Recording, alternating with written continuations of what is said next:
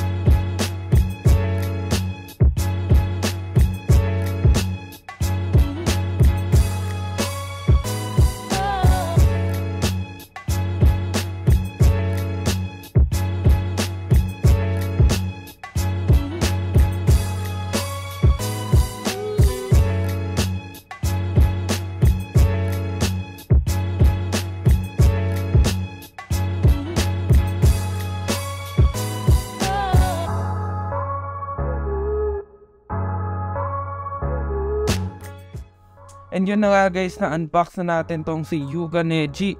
And sa lahat ng Vibration Stars ko, so far, ito yung pinaka-nasasabi kong pinaka-favorite ko, pinaka-maangas, pinaka-magandang figure ng Vibration Stars na ginawa sa Naruto Shippuden line.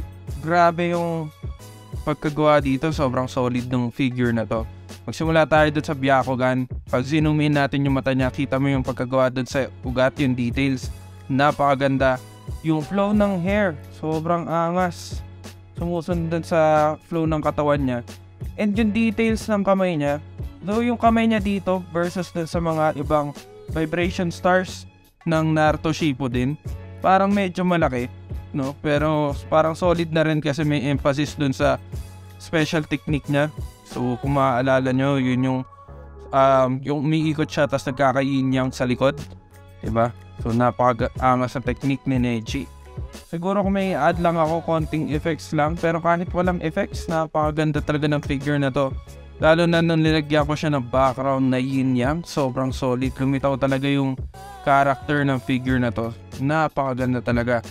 2 parts pala siya, no? So kung makikita nyo, pwede nyo palang paghiwalayin yan, yung kanyang katawan. So di-assemble siya.